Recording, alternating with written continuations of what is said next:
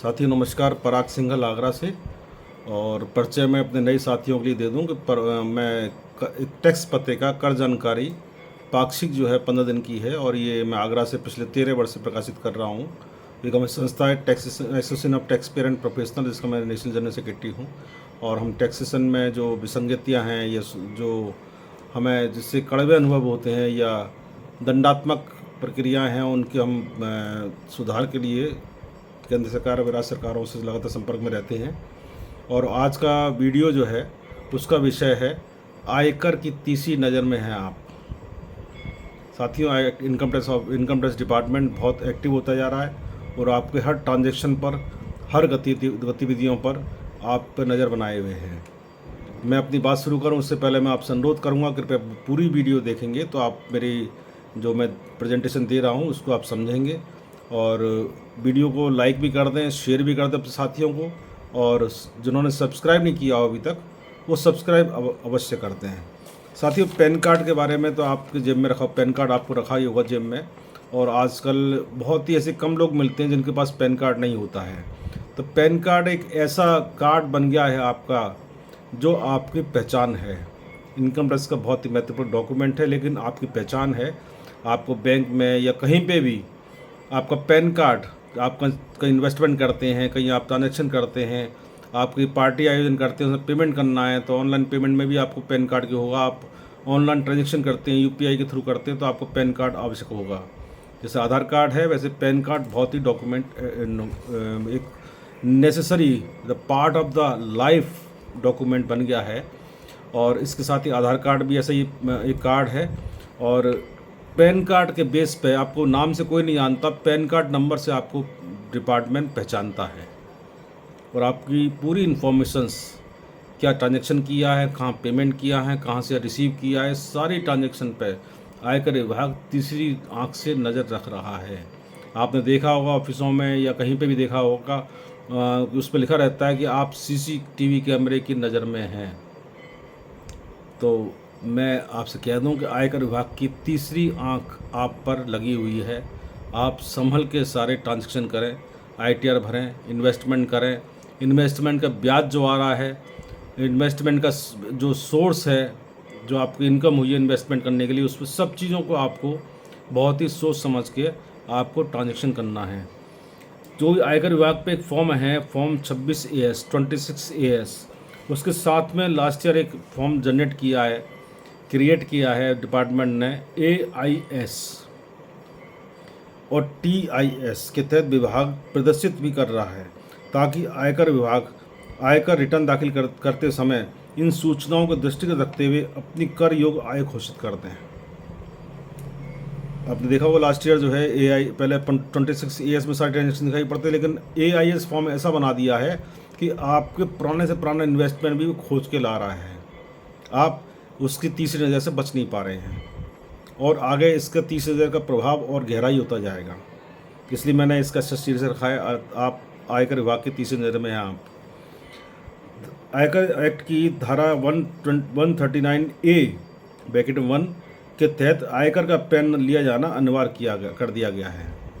यदि किसी व्यक्ति या करदाता की कुल कर योग्य आय करमुक्त सीमा से भी अधिक है, व्यापारी के व्यापार की बिक्री व पैसे से सकल प्राप्तियां 50 लाख से अधिक हैं, ट्रस्ट व अनेक विधिक प्रावधानों के तहत जिम्मेदार उत्तराधिकारी करदाता के रूप में होने पर धारा 115WD के तहत मालिक संस्थानों को फ्रिंज बेनिफिट के तहत रिटर्न दाखिल करना होगा। दाखिल होने पर गैर निवासीय व्यक्तिगत करदाता, जो NRI कहते हैं जिनको, के अलावा अन्य व्यक्ति यदि 2.5 लाख या उससे अधिक का वित्तीय लेन देन करता है, ये जो AIS में जो आपका ट्रांजेक्शन दिखाई पड़ेगा मैं उसके बारे में बता रहा हूँ। अन्य मामलों में प्रत्यक्ष कर बोर्ड द्वारा घोषित स्थितियों में भी पैन लेना अनिवार्य होगा। यह आपको पैन कब लेना ये इन्होंने बता दिया है। पैन संख्या आयकर रिटर्न व अन्य सभी विभागीय अनुपालन औपचारिकताओं एवं अन्य पत्राचारों में आयकर विभाग के समक्ष अंकित की जाएगी। मैंने कहा नाम का महत्व नहीं है, पैन नंबर का महत्व बन गया है। अब आपको पैन नंबर से पहचाना जा रहा है। आयकर भुगतान चालान पर भी पैन संख्या अंकित करना होगा। यदि आपने चालान क्रिएट किया कंप्यूटराइज्ड तो उसमें पैन नंबर नहीं देंगे तो आपका चालान क्रिएट ही नहीं होगा और आपको केवल पैन नंबर टाइप करना है तो आपका सारा डाटा चालान पर आ जाएगा। आयकर में अगर देखो, आयकर पैन कार्ड में यदि कोई बदलाव हुआ है, एड्रेस चेंज हुआ है या कुछ भी नाम की स्पेलिंग बदल दी है तो उसकी भी इन्फॉर्मेशन आपको पैन के लिए जो फॉर्म होता है उसमें दर्ज करा करके आपको उसको रिवाइज या रिवीजन करना पड़ेगा। आपका आयकर पैन अंकित करने के दायरे में आने वाले खर्च, निवेश व लेन देन, मैंने आपसे कहा ना अभी कि आने वाले खर्च जो भी कर रहे हैं, जो इन्वेस्टमेंट कर रहे हैं या जो आप ट्रांजैक्शन कर रहे हैं, आयकर नियमावली के नियम 114B एवं धारा 139A ब्रैकेट में 5 ब्रैकेट में C के तहत यहाँ आगे वर्णित स्थितियों में खर्च, निवेश, जमा व अन्य वित्तीय लेन देन में आयकर पैन संख्या अनिवार्य रूप से अंकित करनी होगी। इसके बढ़ते दायरे में स्वयं आयकर विभाग के पास सूचना उपलब्ध हो जाने का अनुमान लगाया सकता है। आपने जहाँ पैन कार्ड दाखिल किया और ट्रांजैक्शन में पैन कार्ड शो हुआ तो आपके टोटल 26 AS में और AIS में आपको वो शो करने लगेगा। जैसे 2 पहिया वाहनों के अतिरिक्त अन्य सभी वाहनों की खरीद करने पर, बैंक में खाता खोलने पर, क्रेडिट कार्ड या डेबिट कार्ड प्राप्त करने पर, डीमेट अकाउंट खोलने पर, किसी भी होटल में रेस्टोरेंट के बिलों में नकद भुगतान 50,000 रुपये से अधिक करने पर, विदेश यात्रा पर या विदेशी मुद्रा 50,000 से अधिक नकद खरीदने पर, अगर फॉरेन करेंसी 50,000 से अधिक खरीदते हैं तो पैन कार्ड नंबर अंकित करना होगा। 50,000 रुपये से अधिक रिजर्व बैंक के बॉन्ड प्राप्त करने पर या आपने RBI के बॉन्ड 50,000 रुपये से अधिक के खरीदे हैं, मूल्य के खरीदे, तो आपको पैन कार्ड अंकित करना होगा। बैंक में एक दिन में ₹1 से अधिक जमा करने पर, मान लीजिए आप बैंक में आप भले ही सेविंग अकाउंट हो या करेंट अकाउंट हो, आप 50,000 रुपये से अधिक जमा करते हैं, 50,000 या उससे अधिक, तो आपको पैन कार्ड मैंडेटरी होगा। Bank, post office, cooperative banks आदि में एक बार में ₹50,000 से अधिक या उस पूरे वित्तीय वर्ष में 5 लाख रुपये से अधिक जमा का एफडी बनवाने पर पैन कार्ड आवश्यक है। नकद भुगतान से बैंक ड्राफ्ट बनवाना, बैंकर चेक बनवाना, एक वित्तीय वर्ष में 50,000 से अधिक बनवाने पर, आपने पे ऑर्डर बनवाया है, बैंक ड्राफ्ट बनवाया है 50,000 रुपये से अधिक का एक साल में, तो पैन कार्ड मैंडेटरी होगा।